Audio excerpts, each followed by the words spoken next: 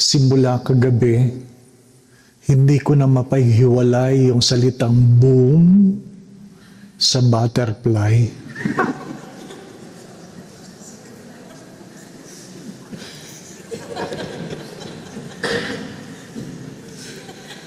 Kasalanan mo yun, patawarin ako.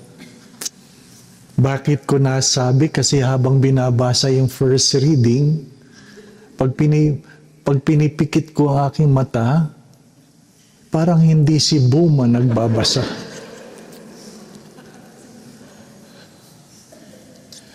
I know how he was so overwhelmed seeing the place, and perhaps that was the reason he was able to read the first reading in that way.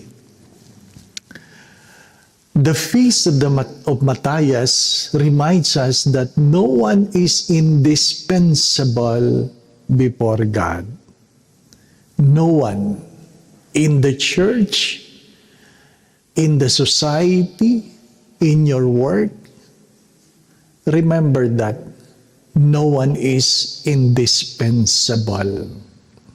You can easily be replaced. So, you cannot boast of what you have. That is the very reason why we have to express our gratitude before God. Today, we celebrate the solemnity of Ascension. And for the past several days, we have been hearing the readings of Jesus promising us of the advocate. But before the coming of the Holy Spirit, He has to leave. He has to ascend. And just to give you an idea of what we call the Paschal spirituality, it is not only about embracing the suffering. We have to suffer for the sake of Christ, and we have to die with Christ. The Good Friday is a death with Christ. Then there was a 40-day between Ascension and Easter Sunday. It is a time of mourning, a time of perhaps trying to understand what had happened, trying to comprehend, trying to accept, trying to embrace our own dilemmas and fears, because relying everything on Jesus while He was around was easy. And the moment He leaves, He dies, He passes away, there's a big question. How will I survive? We need to comprehend, and perhaps an invitation to look into ourselves. A good saying says, even though I was so afraid, I thank God that in the moment of crisis, I was alone, and it made me realize I can do it. In the moment of crisis, I was alone, and you only made to realize you can do it. Sometimes we are so too dependent on the people around us. But sometimes to let go is an act of love to make us realize you are strong enough to survive. Then, letting go is part of the spirituality, because to have more is to let go. To have something new is to let go of something old. If you want to be somewhere else, you have to let go of your old place. Today we are invited. What are the things we need to let go? You can never be in heaven keeping your feet here on earth. What are the things you need to let go? And why are you so afraid of letting go? Let go. Death is part of life. It is in only death that you will receive a new life. New life, not only being a part of from the old, but the ascension promises not only of a new life, but of a new spirit. Pentecost promises us of a new spirit. Sabi ng aking tita, pag namatay ba tayo, Father, hindi na ba ako malulunod pag ako ay nag-swimming? Kasi takot na takot siya sa tubig. Meron siyang trauma. Takot na takot siyang malunod. Ano po? And I simply said, alam mo tita, pag tayo dumating sa langit, hindi na tayo magsuswimming. Maglalakad na tayo sa ibabaw ng tubig. There are things you are capable of doing the moment you overcome your fears. Let go. What are the things God is asking you to let go? Because we need to be free from so that we can be free for. We need to be free from so that we can be free for. My dear friends, let go. Let go. There's so much more than you can imagine. There's so much. Sabi nga ni Father Michael, sa summer nag-snow, kayang-kaya ni Lord yun. Hindi po ba, ano? Pero yung mga galing sa US, ayaw na namin ng snow. Galing kayo sa US eh. Sa Pilipinas kami. Pinadala ko sa aking mga kapatid ang weather ngayon. Sabi niya, wow, 2. Alam mo dito sa atin, 42. Sabi ko, parehas lang, may 2.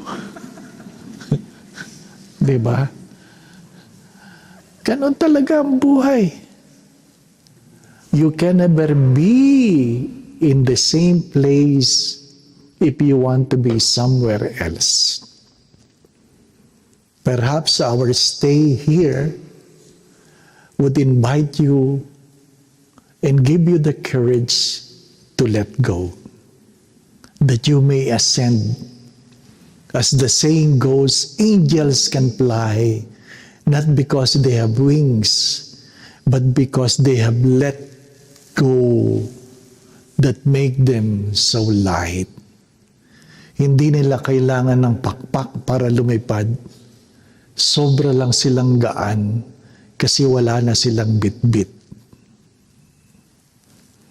Kaya, pag nagsha-shopping ka, pag nilayan mo yun, baka nakakabigat yun, ano po, at hindi kayo makaangat, ano po, hindi kayo makaangat. Seriously, what are the things that holds you down? What are the things that holds you down? And sometimes, there are not only material things, some of them are what? Sad memories, unforgiven hurts. Ano yung mga hindi mabitawan? Pangit na karanasan, hindi makapagpatawad, hindi ko po alam. Said this, if you don't travel, you only read one page of your life. Traveling gives you more awareness of the things around you. Hopefully, it will increase your knowledge. But knowledge is not enough if you don't have understanding. But understanding should lead you to better life. How to put it in practice. There are things you cannot really understand. You just try to comprehend it. There are things you cannot understand. You just try to comprehend it. What do I mean? In most of our masses, as we talk to the sacristan mayor who don't speak in English, we just try to comprehend. Ano po? Kung ano man ang sinasabi niya.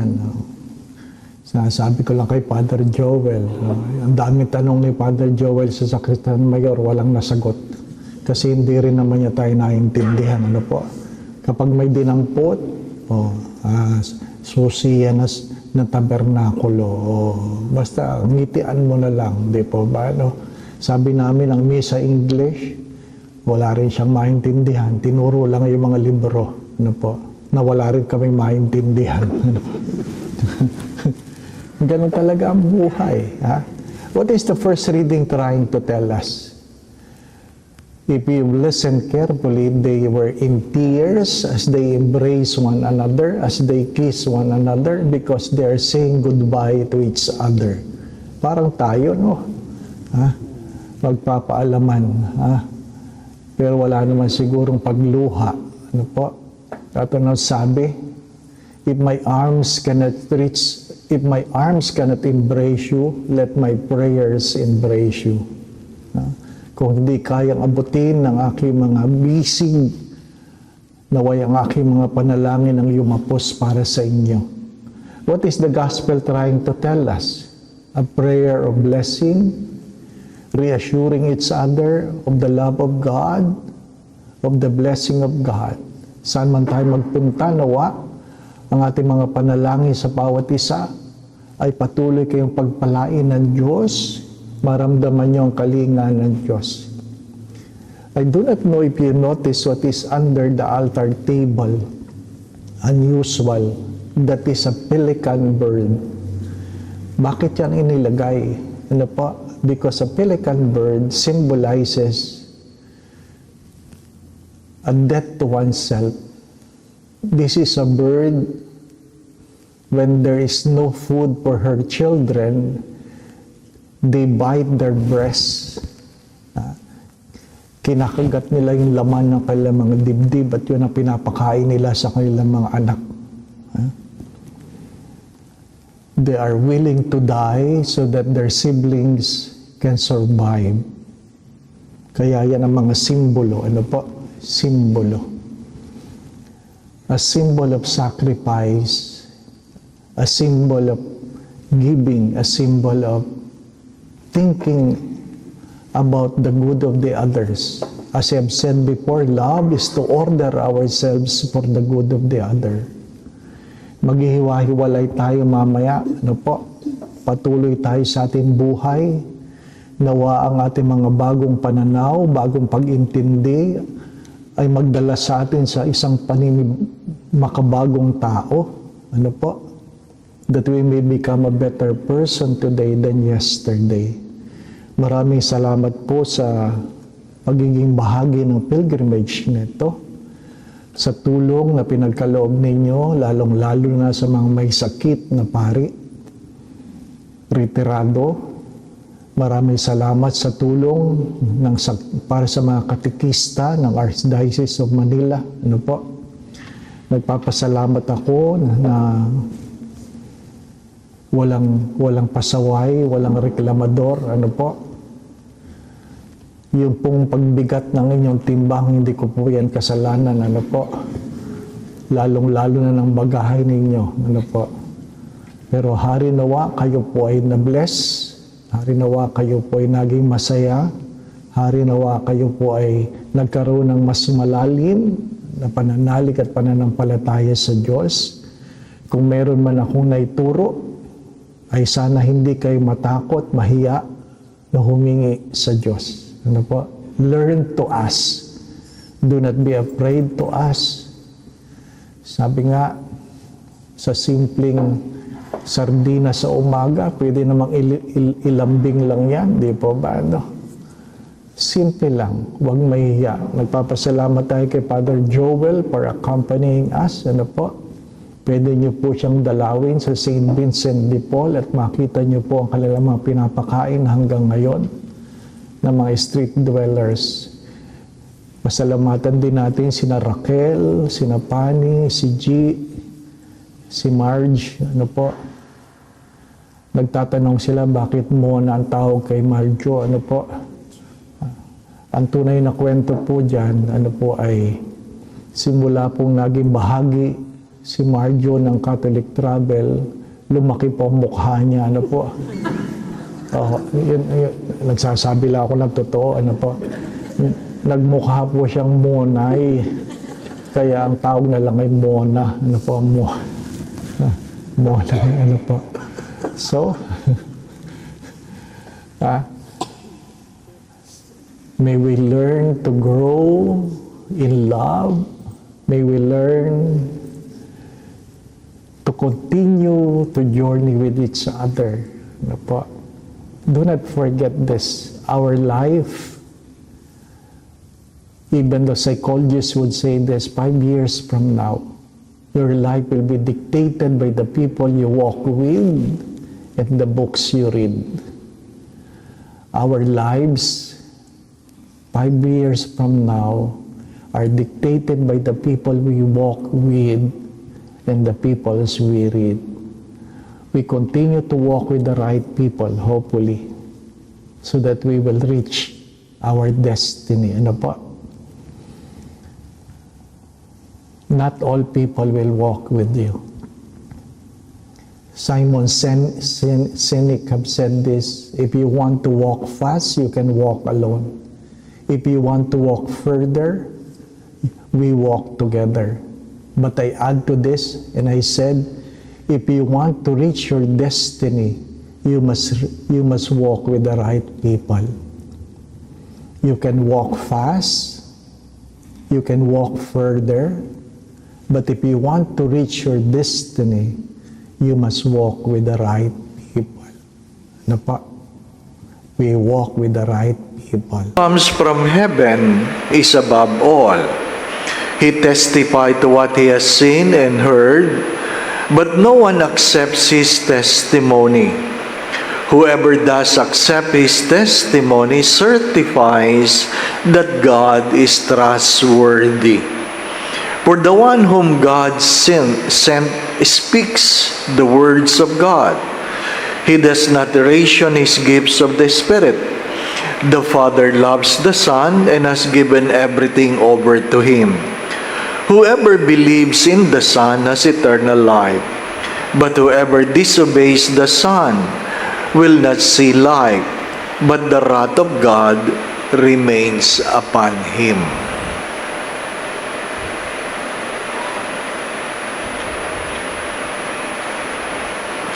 Brothers and sisters, the Gospel of the Lord. Praise to you, Lord Jesus Christ.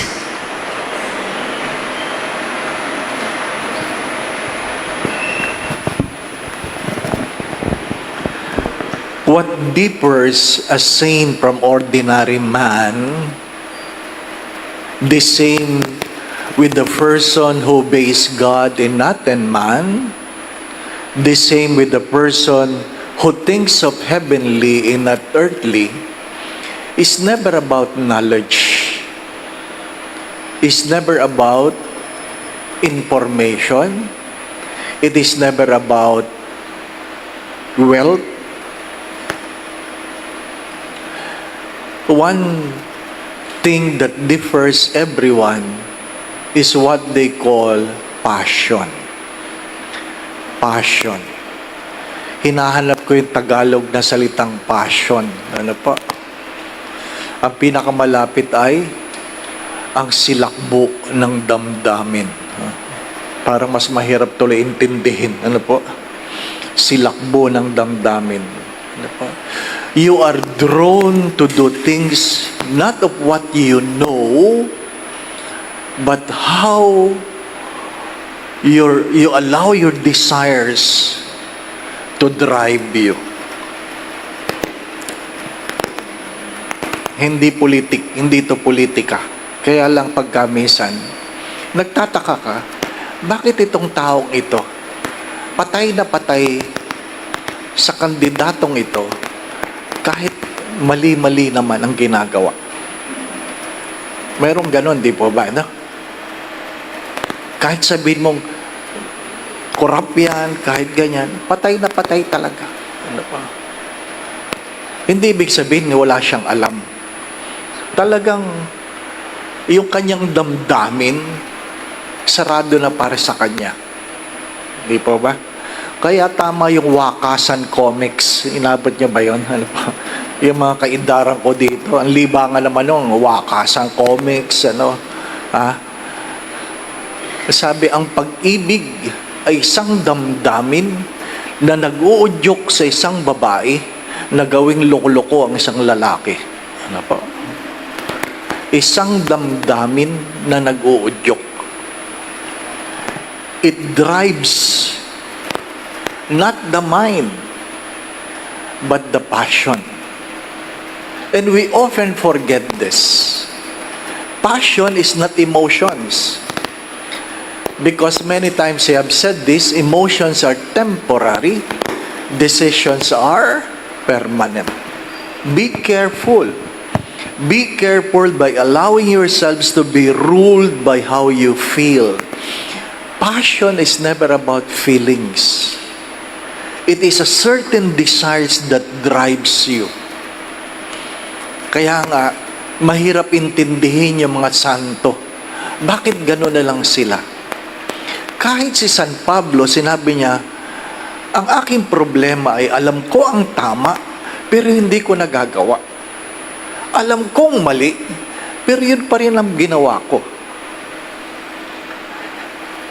He accepts that he has a common struggle with us. Hindi katulad ng mga santo na kahit ano sabihin mo, sarado na sila. Sarado na sila. And perhaps, my dear friends, my brothers and sisters, the only way perhaps to describe this or define is the grace that comes from God. I'm sure lahat kayo walang ninanais kundi gawin ang tama. Hindi po ba? I'm sure. I'm sure lahat tayo walang ninanais kundi mapabuti ang ating sarili. I'm sure. Kaya nga tayo nagsisimba, gusto nating mapalapit sa Diyos. Pero talagang ang struggle natin ay, alam mo ang tama, pero hindi mo magawa. Meron tayong kulang. Meron tayong kulang. And in the coming days, God will explain this to us, that we need the Spirit to drive us. Kasi pagkatapos ng muling pagkabuhay, nagkaroon na tayo ng mas malalim na pagkaintindi tungkol sa buhay, tungkol sa langit, tungkol sa impyerno, tungkol sa paghusga ng Diyos. Alam na natin lahat yun. Pero, hindi pa rin natin magawang magbago. Ang sakit nating lahat ay BSDU. Alam niyo ba yung sakit na yun? BSDU. Yan ang sakit nating lahat. Kasali ako dyan. Ano yan? Balik sa dating ugali. Pag medyo naging maayos na, balik sa dating ugali. Wala yung pinagkaiba doon sa mga nagkasakit. Ano pa? Na-stroke. Ano pa? Inatake. Ha? Talagang nagpupumilit magbago ng buhay. Hindi na kinakain ito, iniiwasan na ito, hindi na ginagawa ito na lang, ano po. Pero nung gumaganda na ang buhay, kinakain na uli ang bawal. Kinakain na uli ang bawal. Nakalimutan na uli yung pangarap. Di pa ba na? Magsisimula uli siya. Konti lang. Matagal na ako hindi nakakakain niyan. Konti lang. Alam naman po natin yung konti. Pag maraming konti, marami din. Di ba ba na? Ganon ang buhay natin. We lack passion. And this is the grace we would like to ask from the Lord.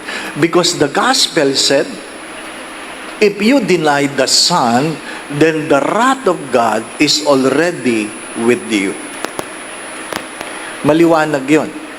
If you deny the Son, the wrath of God is already with you. Hindi sinasabing darating. Ang sinasabi ay, nasa iyo na. Mga minamahal na mga kapatid, this is the grace. This is the grace. Ano po? Inaamin ko sa inyo, madali lang sabihin ito. Pero mahirap talagang gawin. Ano po? Parang pagkain yan eh. Di pa ba na? Ha? Kaya nga, pag sinasabing, ano bang pwede mong kainin? Ano? Ang sagot lang doon ay, ano ang hindi ko pwedeng kainin? Pag tinanong, anong pwede mong kainin? Ang sagot mo doon ay, ano ang hindi ko pwedeng kainin? Di ba ba na?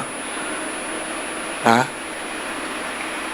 Kasi, pagkamisan, mas madaling sagutin yung, ano ba pwede mong gawin? Sagutin mo na lang yung anong hindi mo pwedeng gawin. Di ba? Mas maliwanag. Ha? Di ba ba na? Pag sinasabing, Father, dapat ang cholesterol natin below 50. Kayo imagine, ang normal cholesterol 120. Father, ang cholesterol natin below 50. Ano nilang kakainin mo? Di ba ba na? Ha? Ang sagot doon ay, basta masarap, bawal. Tapos, di ba ba na? Basta masarap, bawal. What I'm trying to say, brothers and sisters, it is not that easy to follow Christ. It is not that easy. It is not something you simply dream of, pray for.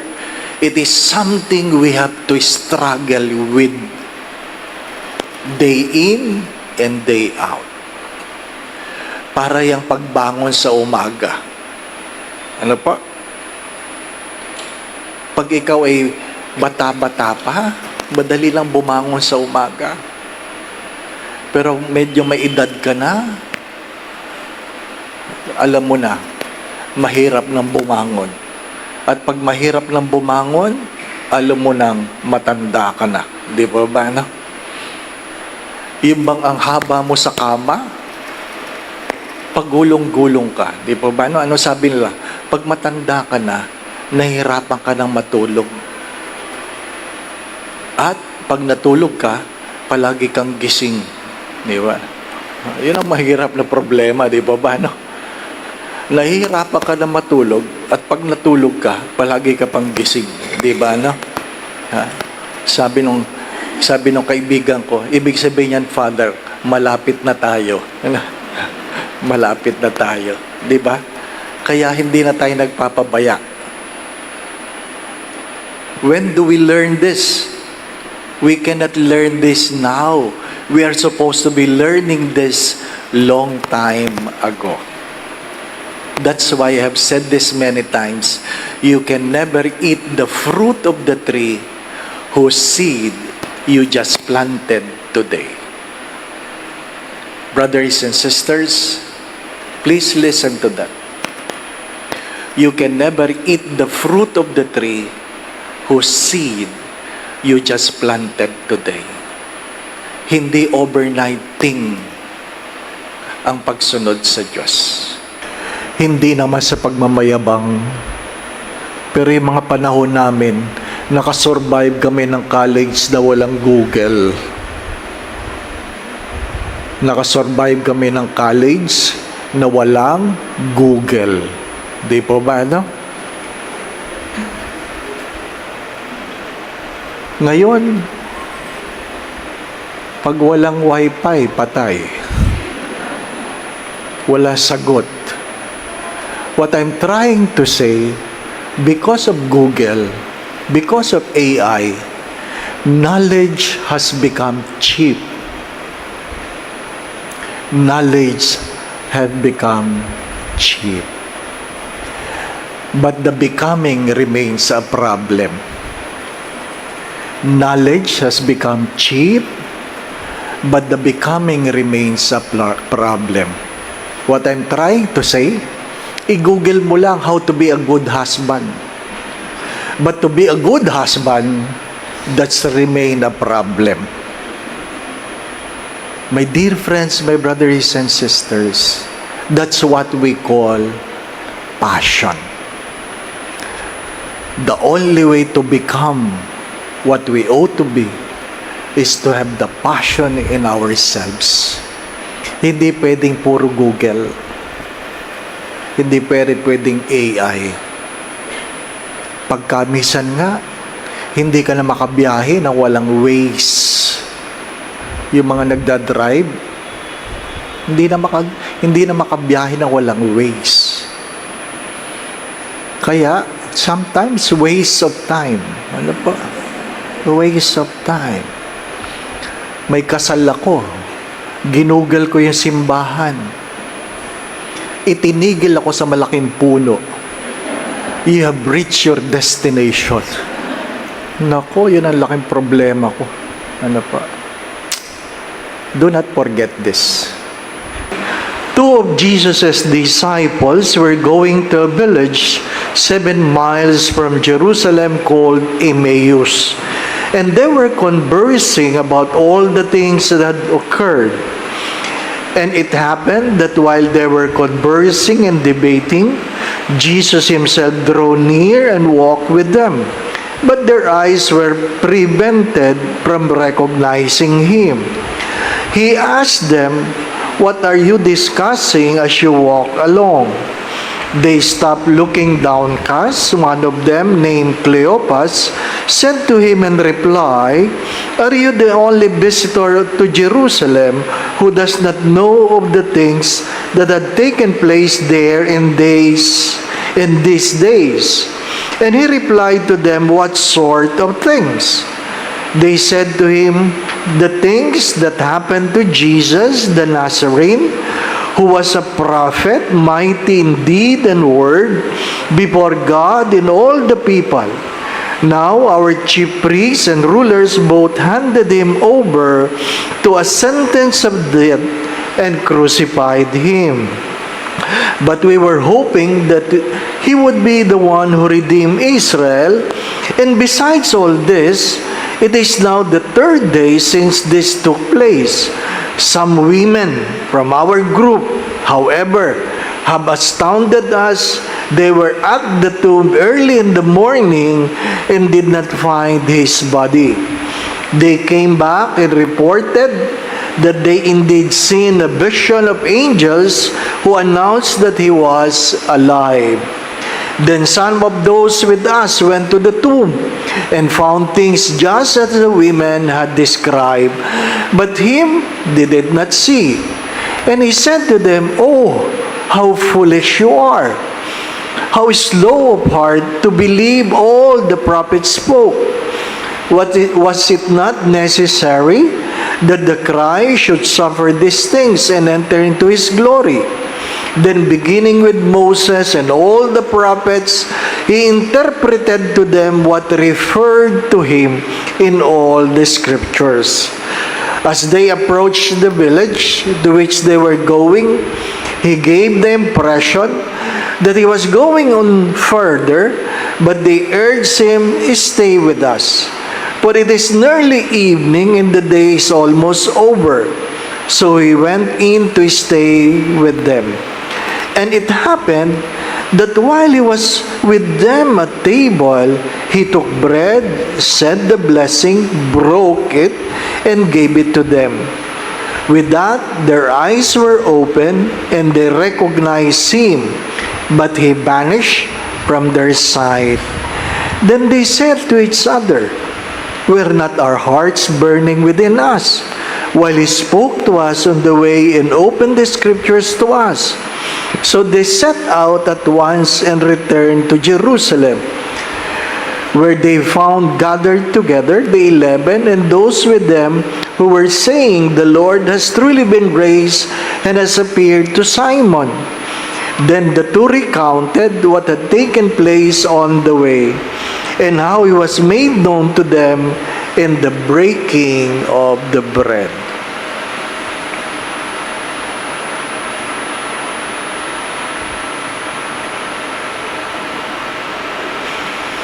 Brothers and sisters, the Gospel of the Lord.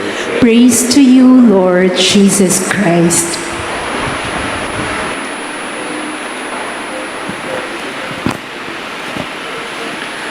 For the past 20 years, being the president of Catholic Travel, the travel agency of the Archdiocese of Manila, it was a privilege that I was able to go to Holy Land many times.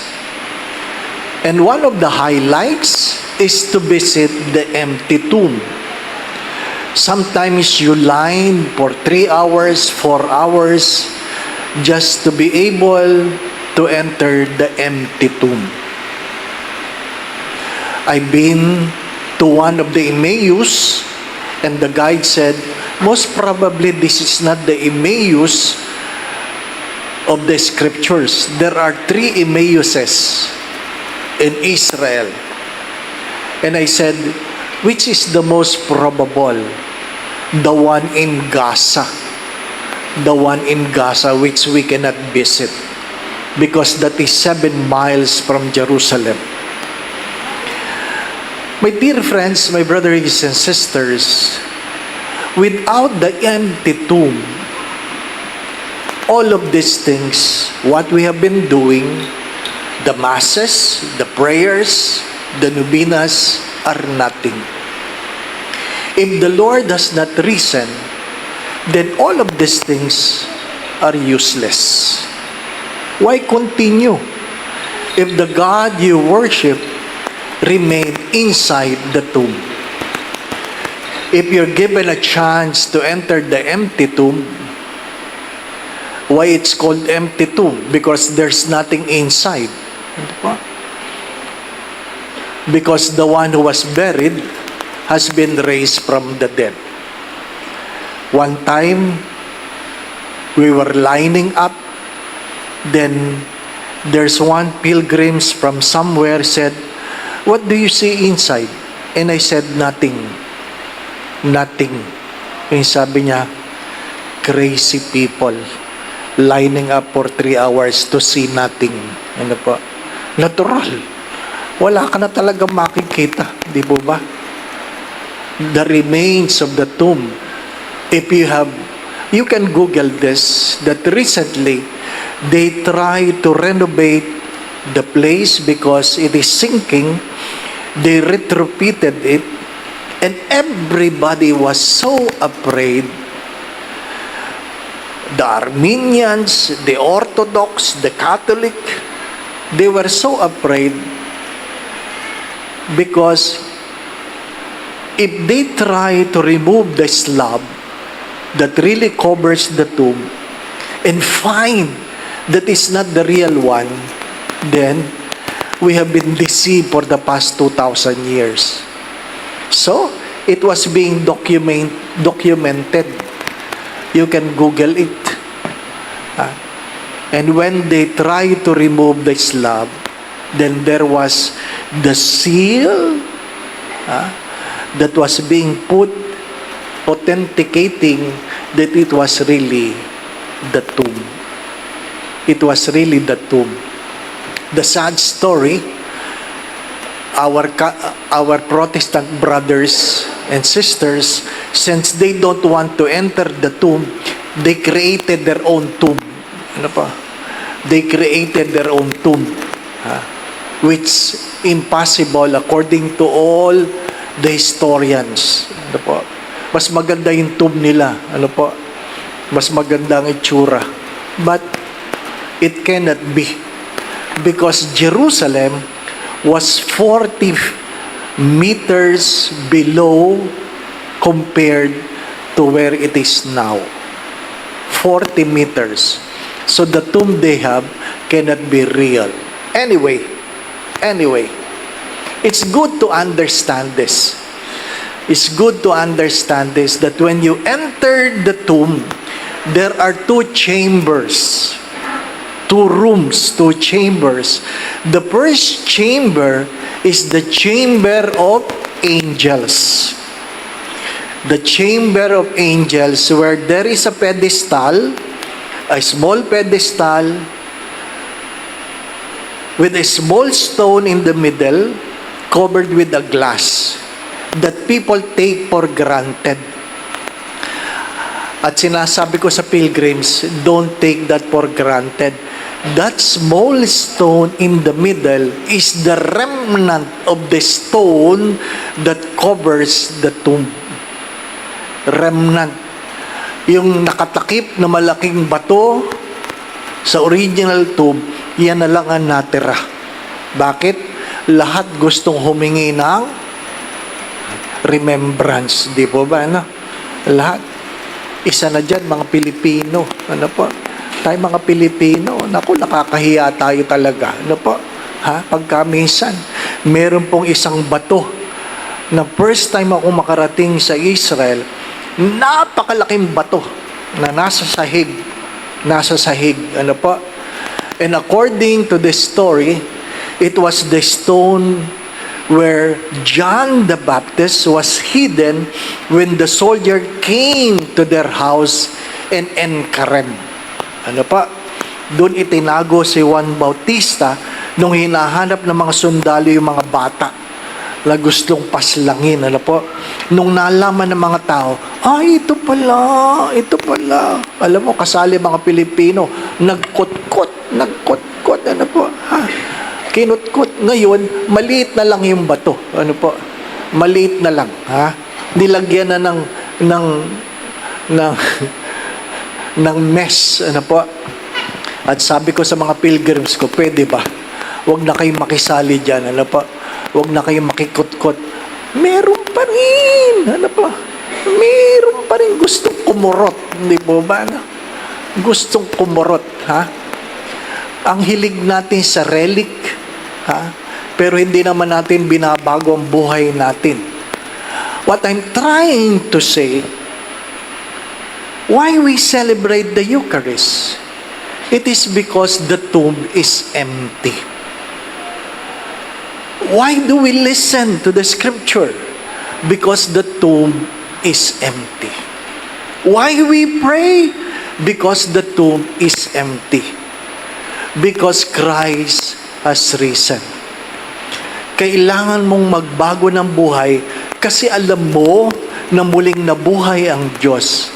At ang bato na itinakip, sabi nga sa first reading, ay hindi naging hadlang para ang Diyos ay maging malaya. No one can prevent God from rising. The world has not defeated death. Everything in this world ends in death. Everything.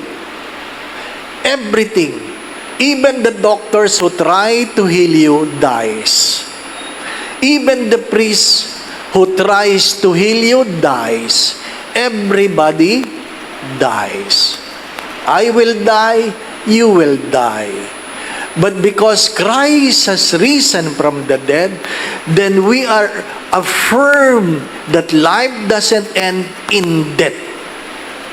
We will rise again. And there are two resurrections. Resurrection to eternal life for those who have done the will of God, and the resurrection to damnation for those who do not believe. For those who do not believe. Ano ibig sabihin ng those who do not believe? Hindi lang yung hindi ka naniniwala, kundi hindi mo binabago ang iyong buhay ayon sa iyong pananampalataya. Hindi mo binabago ang iyong buhay ayon sa iyong pananampalataya. Marami sa atin nagsisimba, hindi nagbabago ng buhay. Marami sa atin na nagdadasal, hindi nagbabagong buhay. Hello? Naintindihan po ba ninyo yan? Hindi tayo makakapasok sa langit dahil tayo nagsisimba. Makakapasok tayo sa langit dahil nagbabago ang ating buhay. Yung iba nga, komunyon ng komunyon, di naman nangungumpisal. Di po ba, anak? Ha? Hello? Bigla kayong nalungkot. Madali lang ang magsimba. Madali lang ang mangumunyon. Pero mahirap gumalang sa magulang. Madali lang ang magsimba. Madali lang ang magkomunyon, pero mahirap maging tapat sa asawa. Di po ba, ano? Madali lang ang magsimba, madali lang ang mangumunyon, pero mahirap hindi mangurakot. Madali lang magsimba, madali lang mangumunyon, pero chismis na chismis. Di ba? Father, hindi naman kami chichismisan. Anong ginagawa niyo? Sharing. Sharing. Pag pinag-uusapan niyo ang buhay ng may buhay, chismis yan. Chismis yan. Di po ba? The challenge of today, knowing that Jesus has not only risen from the dead, He walks with His disciples, and according to Scriptures, He was seen by more than 500 people, ate with them, celebrated with them the Eucharist, is more than enough to convict us that our lives must change. Must change. The hope is because God has risen from the dead. Why I'm not afraid of getting sick? Because God has risen from the dead. Why I'm not afraid? Because God has risen from the dead. Why I go to Mass? Not because I am a priest, but because God has risen from the dead. My dear friends, my brothers and sisters, you must have reasons why you are doing what you are doing. If it is not out of God, then don't entertain the thoughts that you have a place in God. If what you are doing is not out of your faith in God, then you have no place in God. Do not forget this. We have our own journey. We have our own Emmaus. We have our own Jerusalem. My dear friends, someday that road will end to meet the judge. Do not forget this. All roads someday will end, and we will meet our judge. Try to prepare your answer. Try to prepare your answer. Amen. The week when the doors were locked, where the disciples were for fear of the Jews, Jesus came and stood in their midst and said to them, "Peace be with you." When he had said this, he showed them his hands and his side. The disciples rejoiced when they saw the Lord. Jesus said to them again, "Peace be with you. As the Father has sent me, so I send you." And when he had said this, he breathed on them and said to them, "Receive the Holy Spirit. Whose sins you forgive are forgiven them, and whose sins you retain are retained." Brothers and sisters, the Gospel of the Lord. Praise to you, Lord Jesus Christ.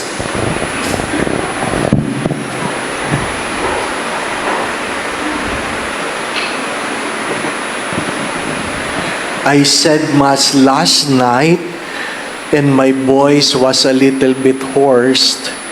And some people are saying, "Father, paus na kayo." Ano po? I just came from a pilgrimage, 17 days, where the temperature is from -2 to 15 and feels like 12. At pag landing mo sa Pilipinas, 42. Ano po? Talagang magbabago ang boses mo. Ano po? Thank you for the concern. Second, because I posted some thing in the Facebook, there were so many questions. I think I have triggered some emotions that anger some people. And yesterday I said in the homily that you cannot prevent people from leaving the church. Hopefully you are not the reason. And one of the comments said, sana hindi pare ang dahilan kung bakit umaalis ang tao sa simbahan. Ano po? Baka ako ang pinaparinggan niya. Ano po? Well, sasagutin ko kayo. And I want you to remember this. I want you to understand this. If the priest is the reason for the faithful to leave the church because of his sin and wrongdoing, he will go to hell. He will suffer for it. Saint Thomas of Aquinas have said this in one of his visions. I saw priests and bishops in hell. I saw priests and bishops in hell. So if the priest is the reason for other to leave the church because of the wrongdoing, be assured that priests will suffer in hell. But if you leave the church because the priest was correcting you and you don't want to be corrected, I assure you, you will go to hell. Seriously, you will go to hell. One sin that cannot be forgiven is the sin against the Holy Spirit. And what is that? The refusal to be corrected. If you receive the Spirit, you live in the truth. You live in the truth. You live according to the ways of God, not according to anyone else. Live in the truth. If you receive the Spirit, your sin convicts you and you are enticed. You are drawn to repentance. That's a clear sign of the presence of the Holy Spirit. You live in the truth, and sometimes the truth hurts. Some people avoid the truth because they are not comfortable with the truth. If you sin, then the Spirit will convict you and draws you to repentance. Remember this. Keep this in mind again. If God will not spare the priests and bishops He ordained, do you think He will spare any lay who commits sin? Hello? If God did not spare bishops and priests, sending them to hell because of their sin, do you think a senator, a congressman, a corrupt official will be spared? Gising! Hello! My dear friends, my brothers and sisters, yes! Yes! This is very true that we have a God of mercy. But do not forget, He is also a God of justice. He is also a God of justice. Father, maliit lang naman ang ninakaw ko. Ang maliliit na marami, malaki din yon. Di po ba, ano? Kaya nga, binibiro ko kayo. Ha? Mahirap yung nakapila ka sa impyerno. Ano po? At magkukwentuhan kayo. Sasabihin na, ikaw anong nang dahilan? Ba't ka punta sa impyerno? Nang babae ako. Ikaw, nang lalaki ako. Ikaw, nang galaw ako ng bata. Ikaw, tumanggap ako ng lagay. Diba? Tapos, titingin sa'yo, ikaw, ba't ka pupunta sa impyerno? Nag-uwi ako ng coupon ban.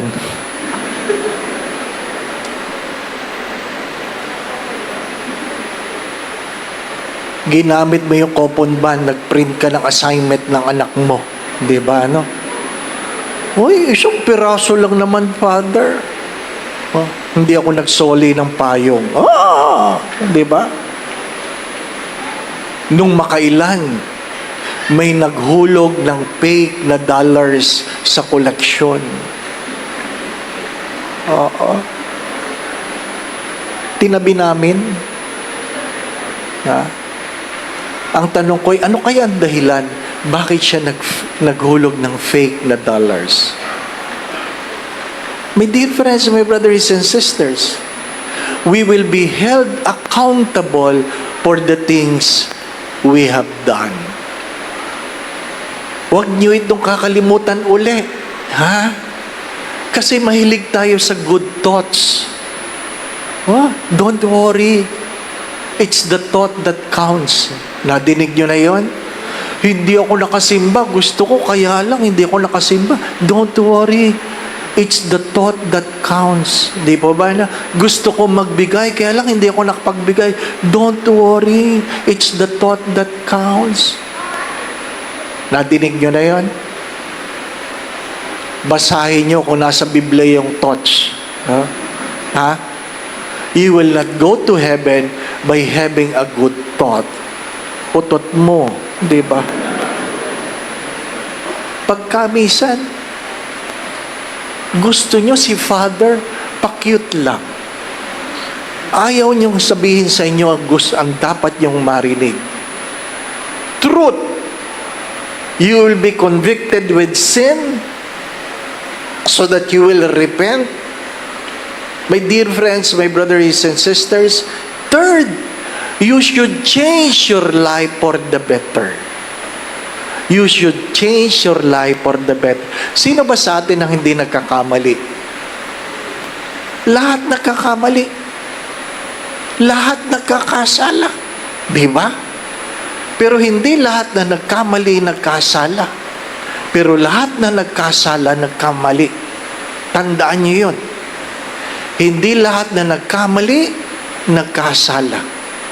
Pero lahat na nagkasala, nagkamali. Kaya pag ikaw ay nagkamali, ayusin mo. Pag nagkasala ka, baguhin mo. Ano bang pinagkaiba noon, Father? Anong magandang example dyan? Daldal ka ng daldal, nagtimpla ka ng kape, pumunta ka sa dispenser, nilagyan mo ng tubig, nung hinahalo mo, hindi matunaw, mali ang nailagay mo. Kasalanan ba yon? Hindi. May tawag doon. Ang tawag doon, nagkamali. Yung nag-isip tatanga-tanga, kayo ang nagkasala. Mabilis kayo maghusga, di ba ano? O naintindihan nyo na, di ba ano? Mangumpisal kayo bukas. Ha? Nagkakamali tayo. Tanggapin ninyo, hindi tayo perfecto. Yes, the Heavenly Father urges us to be perfect. But we will never be perfect. Saint John Maria Vianney have said this, the moment you become perfect, you will die. Why? Because the world cannot contain a perfect person. But if you pursue perfection, later on, you will be able to embrace excellence. As you try to be perfect, you will never become perfect. But at least, you become excellent. Become a better person today than yesterday. My dear friends, my brothers and sisters, you live in peace. Kaya nga, mahalaga yung peace be with you. Peace be with you. Hindi natin pinapansin. Pag sinabing, let us now bless each other by giving each other the sign of peace. Sinong tinutunga? Peace ka ng peace. Natalsikal lang ng laway ang katabi mo. Umuwi tuloy na may sakit. Nahawa. Di po ba, ano? Tingnan mo sa mata. Pag walang nakatingin, huwag kang tutungo. Tingnan mo, antayin mo, di ba? Pero pagkaaway mo ang katabi mo, nakita mo na lahat maliban siya. Di ba? Bakit mahalaga yun? Ano sabi ng Diyos sa kanyang mga apostoles? And any house you enter, you greet them with peace.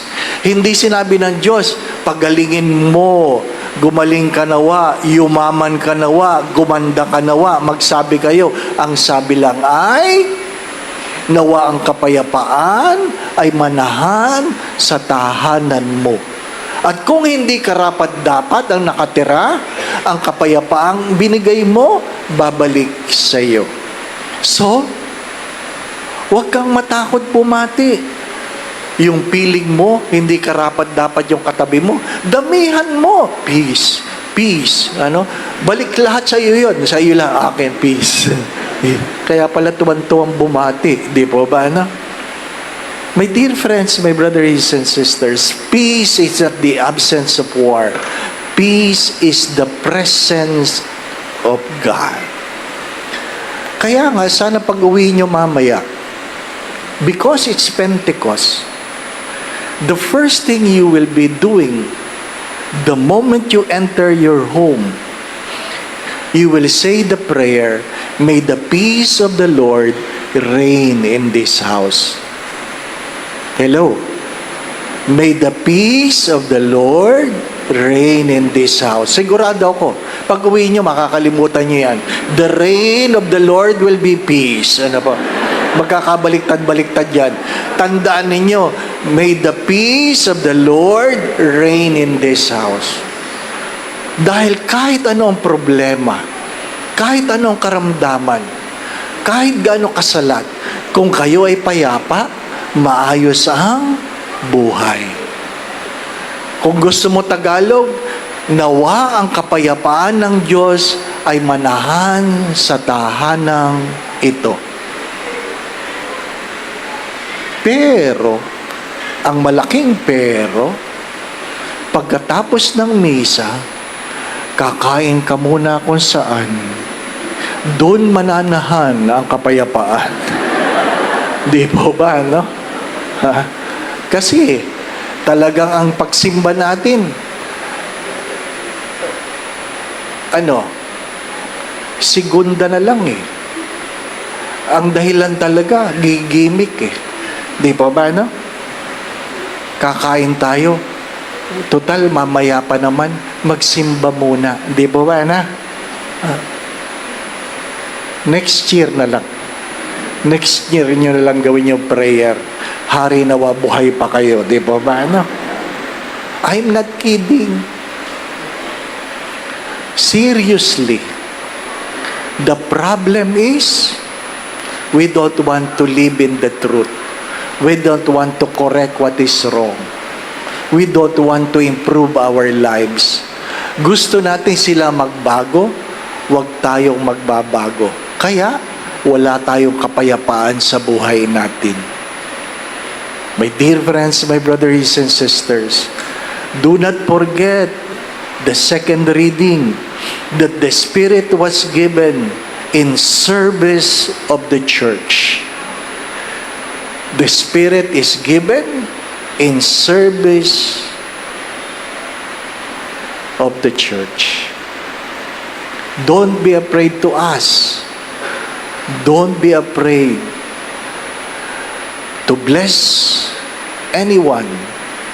It is not by accident. You don't believe this. That it is not by accident you are seated with somebody you do not know. It is not. Nothing happened by accident.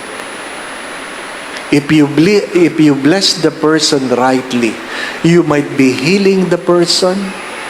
You might be giving the person the courage to move on in life. You might be blessing the person. My dear friends, my brothers and sisters, you might be opening the heart of the person, for it has been closed for a time because they have been hurt. The lock was door when Jesus entered. But you have to understand this. It's easier to enter a locked door than a closed heart. It is easier to enter a locked door than a closed heart. Amen. Going back to what I've said, do not forget this. If God did not spare bishops and priests going to hell because of their sins, do you think you're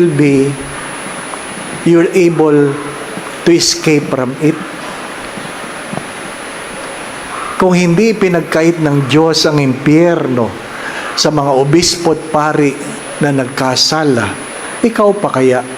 Magandang pagnilayan yun, no?